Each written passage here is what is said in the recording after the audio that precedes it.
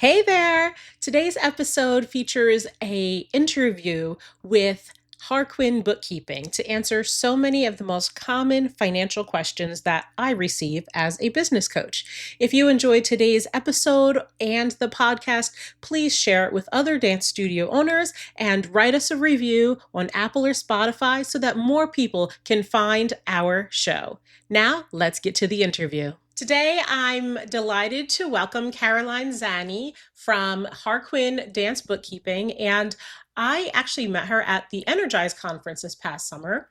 And we started talking, and there's so many things that we were totally in sync with in terms of how we think about dance studios taking care of their finances. And so I decided to invite her on to talk about all things money. And because this episode is coming in the end of 2025, I thought it'd be great to really dig into what's happening right here, right now. So welcome, Caroline. How are you? Doing so well. Thank you so much for having me. And you're right. We could have talked all day, all weekend on all things finances for dance studio owners for sure. So if you could just tell us, for those listeners who haven't heard of HarQuin, can you tell us a little about the company and what kind of services you offer? Absolutely. So HarQuin, we've been around for 17 plus years. We service all industries. However, we have different brands and dance is one of them. And really, I love the backstory to this. It was birthed out of really a need. So Lindsay Roberts, who owns and founded HarQuin, she was seeing a large influx of creative entrepreneurs, especially during and post COVID, and everybody was kind of freaking out. And her heart is really to serve fellow business owners. And she realized that a lot of creative people start a business because they love what they do. They're really passionate about it and they don't really understand their numbers. And so the more dance studio owners she started seeing come in, the more she realized, hey, this is a really unique industry. And I think we need to build a team that works specifically within this industry and understands the nuances, the software. We're a really unique industry. Dancebookkeeping.co was born, and we've been offering bookkeeping, payroll, sales tax, and consulting services to studio owners ever since. And we're continually growing. It's a real blessing to be able to serve dance studio owners and support the amazing work that they do. When you and I had met, we were talking about just the confidence that studio owners might or might not have in themselves and their abilities, and just how that can carry through different things. So, my first question is, a lot of studio owners right now are noticing a slight drop in enrollment. Even if their revenue hasn't dropped because of tuition increases, they're still okay revenue wise, but they're nervous about student numbers, not sure how it's going to play out yet. But from your perspective, what should they be paying attention to in their numbers right now to get a true sense of how they're doing? Yeah, so obviously, if enrollment is dipping, that is something to watch, even if revenue isn't changing. So, one of the most important KPIs, which is key performance indicator to track, is average revenue per student. So that's going to be your total revenue. So not your profit, your total revenue divided by the number of students that you have. I'm going to break this down into a couple of different sections. So if your enrollment goes down, but your average revenue per student is kind of holding steady or maybe even increasing, then that's an indicator that your tuition increase or your add-ons, like maybe your privates, your workshops, intensives, they're offsetting the drop in enrollment. And so that indicates that you're actually probably healthier than maybe you feel like you are if you're starting to get nervous and you're starting to panic. If your enrollment and your average revenue per student is starting to drop, that's a red flag, because that means that you're not just seeing fewer students, but each of your students is spending less or not enough. And so that will let you know, hey, it's time to look at pricing strategy or maybe upselling, or I need to focus my attention on retention. I would also say if enrollment dips, but your average revenue per student goes up significantly, then that's going to show you that you may be serving fewer families, but the ones that you have that are staying, your ideal clients, they're willing to invest more deeply in the programs that you're offering. Something that's important to always remember, and we forget this, I think, because who doesn't want a lot of students? We all want more students, right? But it does cost less to maintain the students that you have than it does to get new ones. So if I was going to surmise all of that, how does knowing your average revenue per student help you make decisions? If your average revenue per student is low, then you might not be charging enough. If it's high, because more students are in higher level programs, then those are the programs that you want to promote. Maybe you want to try to bridge those rec students over into your competition or another program that you have that's successful. Sometimes people realize that keeping a smaller number of families really engaged can have a bigger financial impact than chasing or throwing your money at systems that promise you lots and lots more students. Yeah. And that's something we're all honestly bombarded with messaging, usually on Facebook ads and stuff, with just so much information around getting more students or more expensive programs, different things like that. But you highlighted a couple of things that are really important. One is that retention number. How many students are Mhm. you retaining? And then also the connection between those students that are with you and what your pricing structure is. Sometimes people go through a season where they're making just big shifts in their business. And so it's normal to see attrition, but if you're seeing something that's out of normal or uncharacteristic for your business, then that's definitely a red flag to figure out, okay, why is that happening? Yeah, Um, absolutely. And the big thing with that is if you don't know, and this is going to probably be the theme of what I say a lot today, if mhm, you don't know your numbers, you may not even really be able to spot those trends yeah. in a timely manner and be able to pivot and shift to make adjustments that you need to make. Yeah. So I'm glad you brought that up. Knowing their numbers, you talked about that average revenue per student. What are some other data points that studio owners can look at to better understand their business? This is another big one that we say a lot. And it's pretty simple, but you're gonna want to look at that profit and loss statement. And we recommend that you do it monthly. For some studio owners, they don't look until the end of the year because they're thinking of that in terms of taxes. But if you're looking at that every month and you're seeing everything that's coming in and everything that's going out, and especially once you've built up enough data where, you have last year's and you have this year's to compare to, there's so many more things that you can identify. You can budget better. You can create a budget if you don't have one. You can cut expenses. I would say that the profit and loss is really the biggest report that you should know really well and be looking at often. Yeah. Are there any other reports that maybe they could pull or work with, maybe their financial software, their bookkeeper, accountant, to get a snapshot of their overall financial health? Definitely. I would say the other big one would be the cash flow statement. And that's a different one than your P&L because it's going to show you how money is moving Hmm. through your business. And so that's the one that's going to help you with timing. And especially in our industry, you're likely getting that big dump of income because you're pulling tuition at the same time every month, but your bills don't work that way. And so your cash flow statement is going to show you if you have a period in time where you've got a very little amount in that account, but you know that your rent is going to be due or you've got other major expenses coming out, you do have control, more control than you think with when things are due. People maybe don't realize you can give a call to a company and say, hey, is there any way that I can have this taken out at this time or whatever. So that cash flow statement is definitely a big one. And then I would say the other big thing too, because we were talking about KPIs, would be revenue per class.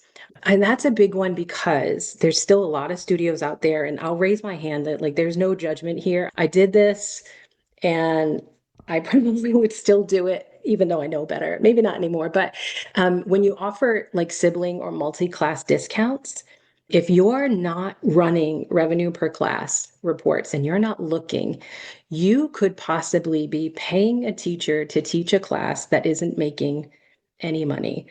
So it's really important that that's another report that you want to run and really pay attention to make sure that you're not paying a teacher, like I said, to teach a class that is not making you any money. Yeah. I talk to a lot of the on my coaching clients about this because when we examine their discounts, to them, they think that they're offering those discounts as a service to the customers or to stay competitive. And oftentimes, I will challenge them to actually do some market research and Yeah. look at what other youth organizations are charging Mm. and also their discount structures. And that's usually where things just completely shock them Yeah. when Yeah. they realize how different their business model is in terms of setting up sibling and multi-class discounts. And in some cases, people are getting a sibling discount and a multi-class discount. Right. And if it's 10% off and you're running a 10-month season, they're getting a month free. Right. And Right. people And aren't really thinking that way. yeah, They're just honestly, some of them are pulling numbers out of thin air. I So I'm glad know. you brought that up. Just there, and I'm guilty of it too, especially when you're first starting out. You're looking at what other people are doing, you're wanting to stay competitive.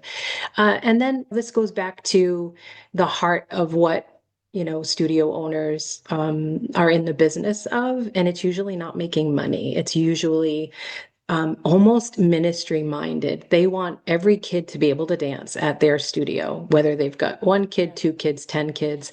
And somebody said this to me once, and so I apologize for maybe not being able to give credit where credit is due, but they said, "Do your teachers make any less for that class?" No. Your teacher is making the same amount for that class. You're paying them the same amount for that class as the other one. Yeah. And yet you have kids in attendance that, like you said, they may not be paying anything because of the way that that discount shakes out. So yeah, that's a really important one to analyze. Yeah. So now I want to shift gear because that was a great segue into teachers and payroll. I know a lot of folks freak out when they see their payroll numbers, and it's for two reasons, right? Because one, we're service-based business, so naturally our payroll is going to be high. But also, I'm finding that kind of that cringe is coming from the fact that they're not actually paying themselves or paying themselves very little. When we look at payroll as an expense for the studio, is there an industry benchmark that studio owners should know, such as payroll as a percentage of revenue? Yeah, there is, sure. The business average is really 30 to 40%, and that's healthy.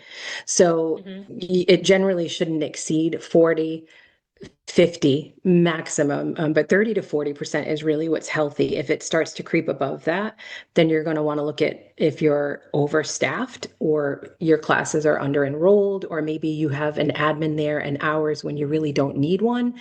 And then on the flip side of that, like you said, if you're consistently under 30%, it could be a sign that either you're understaffed or you as the owner, and I'm guilty of this too, I'll raise my hand for every mistake that could possibly be made. You're doing more than you should be, and you're not paying yourself for it. Yeah, yeah. So if a studio is down in enrollment, how can they assess whether they're staffed appropriately if classes or if like classes should be merged?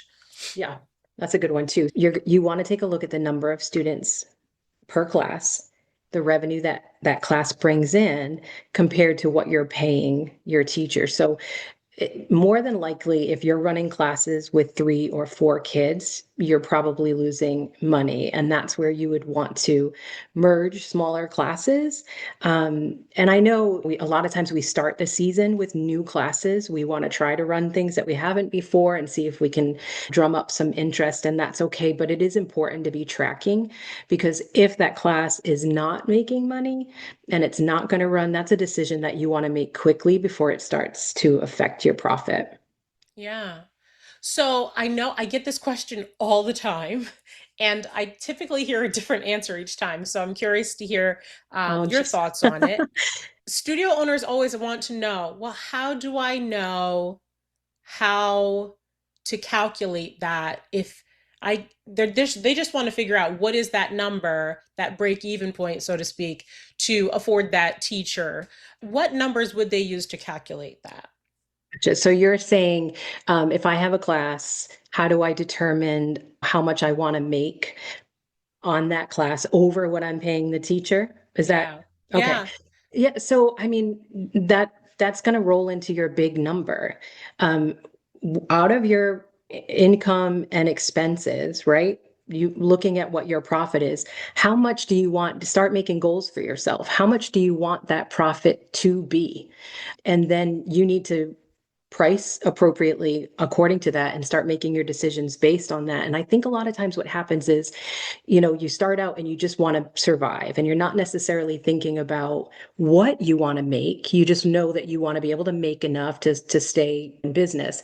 And that's when you have to look and say, okay, what goal do I have? What kind of an increase do I want to see? And here again, you typically, the answer is usually number of students. They say, I want to get 50 more students. Well, what is 50 more students? Especially if kids are paying different amounts all the time. Right. I think it's much smarter to say, I would like to see a revenue or a profit increase of this much. And this, we had a module that we created for, we have an online subscription, Studio Owner Solutions, where we break some of this down and we create these really digestible modules. And we have one called Money for the Mission. And we talk about this and we talk about if you could set that number goal for yourself, right? And it could be different for everybody because there's so many factors. Like I could give you a blanket number, studio demographics. There's so many things that you really can't compare yourself to the studio down the street. You have to find one that's more like you and compare yourself to that. So, but in this module, we talk about if you can come up with that number and you can create that goal, well, then you can look at what would I need from each student to make that number happen. And when you look at it like that, the number is not so big and Yeah. it's achievable. And obviously if you're going to set a goal, you want to set something realistic. And sometimes we don't. Like I want 100 more students and I want this much more money.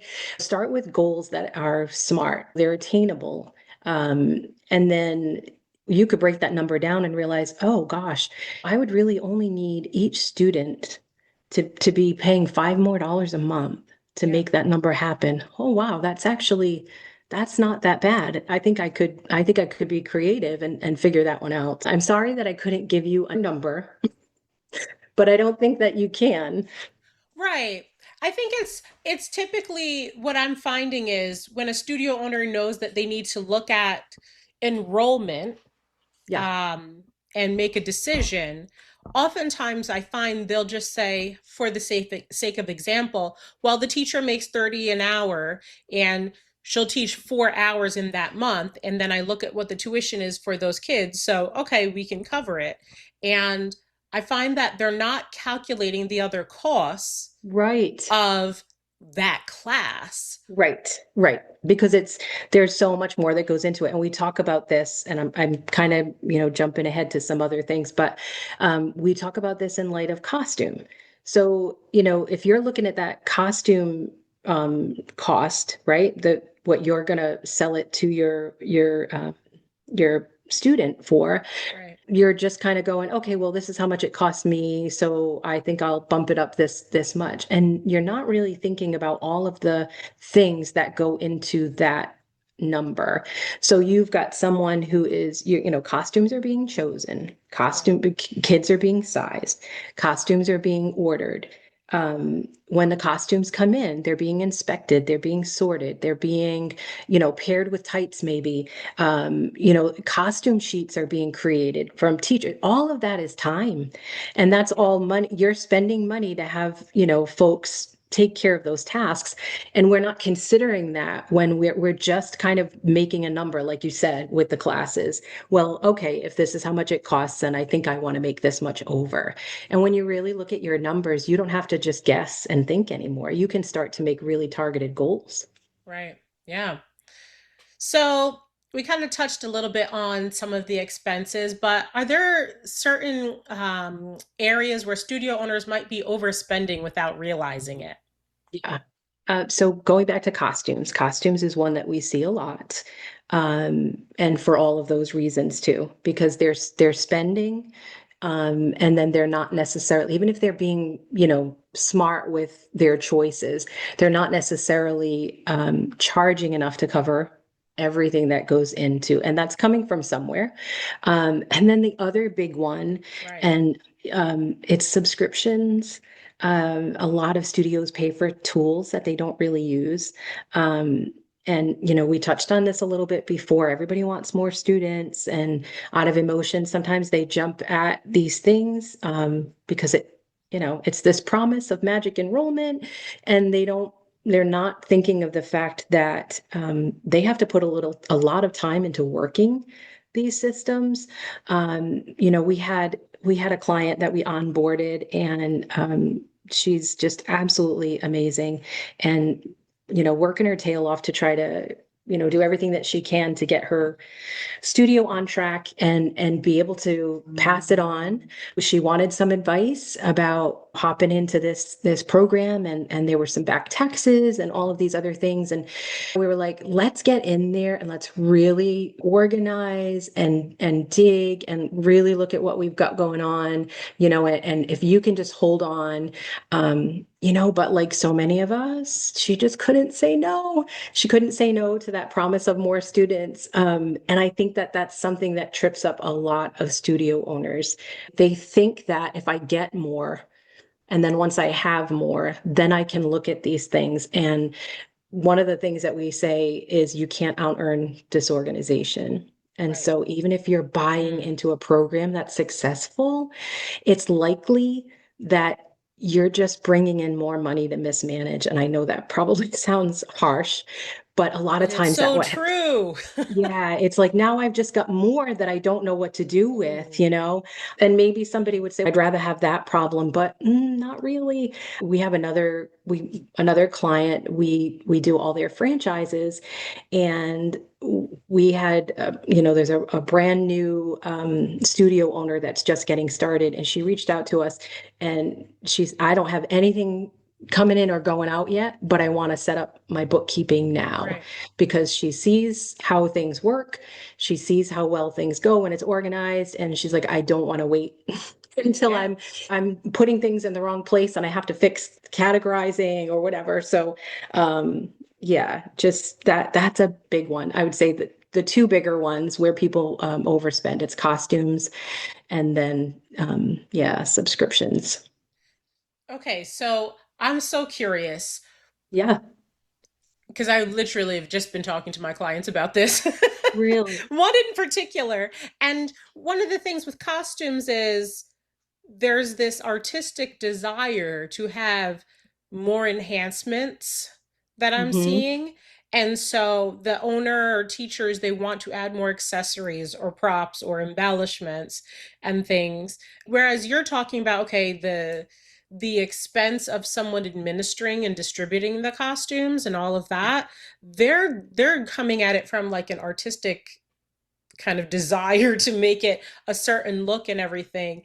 So those are things that aren't getting counted because Right. I think the danger is when we say that, well, you're not calculating the cost of you doing these different things. So many owners, in my opinion, will say, well, I'm not getting paid anyway, or I just love it. Mhm. This is just so good. So it's not that they're just not making as much as they could. In some cases, they're losing money on something that's supposed to be a profit center. Yeah. Um, and I just think it's so important, as you said, to like really look at this stuff, stop Yeah. and just I know we want the high glitz, we want them to have the best hair piece, but does that hair piece get paid for and then some Yeah. when we're calculating these Does it costs? matter in the end, I think would be a question that I would, and I've been there. Again, when you're saying that, I'm like, I totally understand that because, it is so much of an expression of who you are as Mhm. well. And so it's Yeah, exciting to be able to be creative.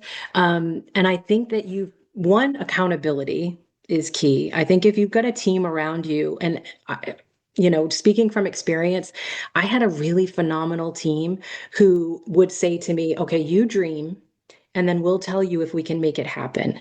And that was a Mhm. great thing because I think when you're always being frugal and you're always thinking about the budget, it can get, it's super vanilla, and I think Yeah, it probably does, make that creative part of you like it throws a wet blanket over it. mhm. But if you can dream and you can think about, hey, if money wasn't a constraint, what could I create? And then you have people who are like, I could make that happen, but here's what I would do to do it because we don't have this and we don't have that and we can't make this. Or I think the disconnect is that you still want to be able to dream. You know what I mean? So if you can Absolutely. find a way to still dream, but then make it happen, and sometimes making it happen on a really like a tighter budget, I can tell you some of my most favorite shows we did, like, and we'll talk about it still to this day. We'll be like, do you remember when we made this? We had to rig up our own projector because the theater didn't have, I mean, Oh, so we're creative. Be creative. Be creative with mm. your money too. Yeah. So, on the flip side, what are some smart ways that studios can use their data to identify opportunities to increase income mid-season without adding like huge new programs? Yeah, that's a really good one too. And I think it comes down to promoting the things that are working. Don't get too excited and start like, I think we can do this whole new class or start this whole new program. And this is where, having really good numbers from previous years can be really beneficial because if last year's holiday show was really profitable, focus on that. Right? Yeah, You don't need to add anything new. See what's performing well by use those reports and then really lean into it. And then we touched on this earlier, but upselling is also another really good way to do it. An item for the competition team or something branded that's new and special that right before the holidays you make it so that your families can order that online. I say order it online because then you don't have to pay for it and bring it in and have it sit there and not sell and all right. that good stuff. But there's ways that you can work with what you've got without starting anything new and then taking that risk at the end of quarter four, and then paying the price. So now I want to kind of shift to look at what does a healthy profitability look like for a studio? Are there any industry standards or benchmarks for profit margin that owners can measure themselves against? Yeah, absolutely. And again, you want to compare apples to apples. So you want to make Mhm. sure that yep, there's an industry benchmark, but then you can also break that down a little further and make sure you're comparing your studio to one that's similar and not one that's completely different than yours. So, I would look at your net profit margin. So that's going to be the revenue that you have left over after every expense is accounted for, right? So taxes, payroll, insurance, the whole shebang. Right. So a healthy studio is usually going to aim for a net profit margin of about 10 to 20%. So that means after paying everything, rent, payroll, the whole Right. thing, that's the percentage that you have as true profit. So if you're looking at those numbers and you're consistently maybe say under 5%, then you're working really hard and you don't have a whole lot of cushion. And then if you're in the 15 to 20%, then you've got a sustainable and thriving business. And bringing it back again, this is where, if you don't have good solid numbers to work with, then you're not going to be able to compare, monthly or yearly with Right. yourself and with somebody else.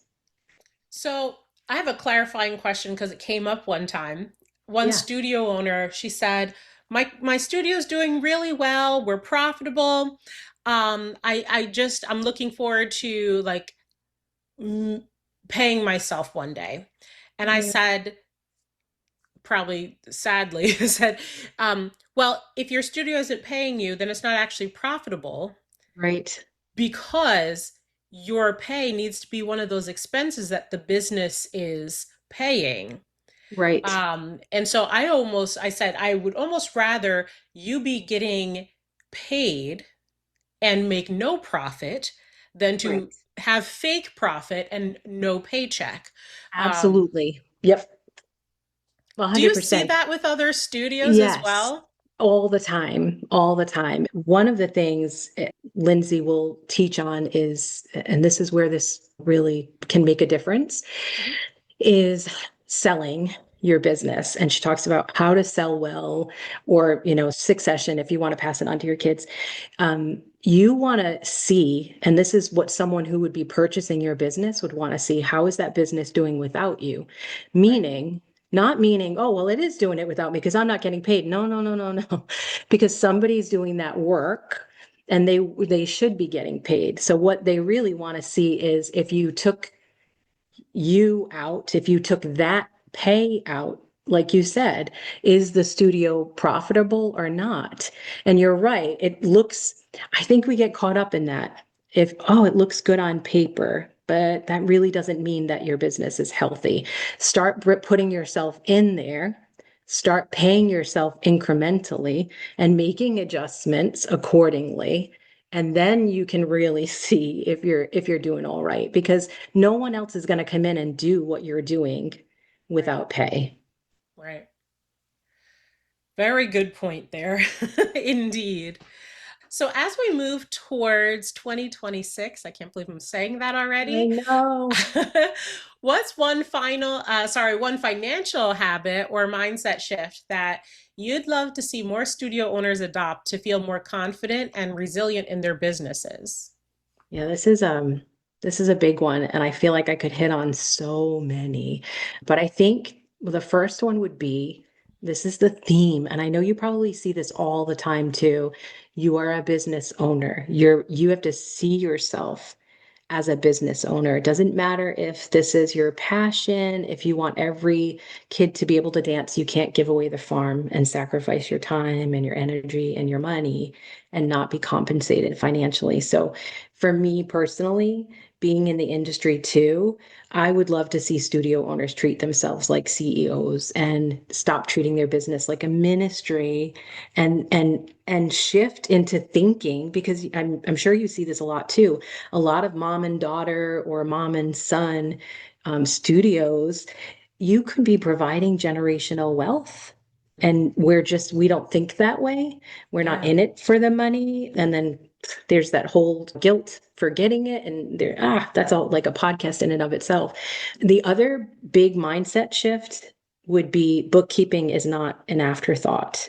Good bookkeeping should be an absolute must and at any time.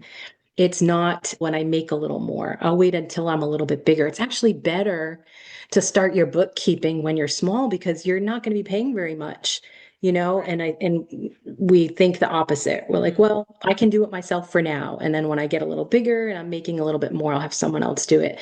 And I wish that I could. We have so many studio owners that will say, "Oh, why didn't I do this sooner?"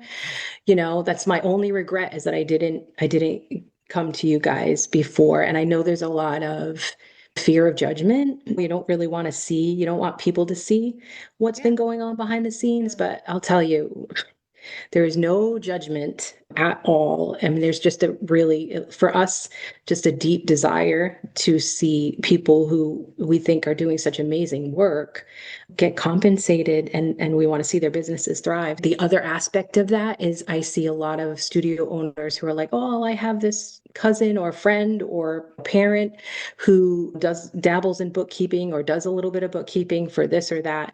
And oh man, from experience, I could tell you we've taken on clients who have overstated their income by 100, like doubled, and paid taxes on that money wow. because somebody who didn't know the industry was trying to save them some money. and help them by doing their books. We've seen, where sales tax wasn't being collected or it wasn't being collected properly. And then even simple things like we had one person whose child did a subscription with Apple Pay, and we were Oh, like, we put it in, we have a category called suspense when we see something that we're like, we've never seen this before. What is this? And the person was like, yeah. oh my gosh, they signed up for something. And when you don't have someone looking at that stuff all the time, you could go months and months and months and months losing money and you wouldn't have any idea. So that for me, those are the biggest mindset shifts. And then habit wise, um, having a weekly date with your numbers, Ooh, that sounds reviewing good. everything. Yes, I know. I mean, it sounds good. It doesn't sound exciting, maybe necessarily, if you don't like numbers, but Make it a lunch date, add some tacos. yes, absolutely. Find a way to make it exciting, review everything, run a monthly P&L report so that Yeah. you can see the moment that things change and you can start to make adjustments. And the other thing, the other habit, is save where you can. So create a budget, start putting some money aside because, and this goes back to is my business really healthy? If you don't have cash somewhere that can get you over the hump when things get rough, Yeah. or I mean, if COVID didn't teach us anything, it should have taught us that we really do need to be prepared. So that would be the other habit. So Mhm. making that date with your books, running a monthly P&L, and then starting to put something aside, even if it's small, so that you're covered if something happens. Yeah. Really wise advice. I tell people like emergency fund is not just for personal use. Your business needs Yeah. an emergency fund because things will happen. Right. Um, yeah. So you shared so many great tips and you also mentioned some resources. How can people find some of the resources that you mentioned earlier? Yeah, for sure. So dancebookkeeping.co, we do have a resources page. We try to keep things, either every quarter or even every month. Sometimes we'll put things up. There's also a blog on the website with lots of really great stuff. And then I would highly recommend subscribing to our newsletter, or joining our Facebook group, which I can give you links to share with folks. We do send out monthly emails and we share just loads of resources. We're really big on, yeah, we'd love to do your books for you, but hey, a lot of people are still trying to DIY. And even if Yeah, you're not, this is also something that we talk about often. You can hand your books over to us, but if something's not right, right. you're the one responsible. So it's still important that you understand.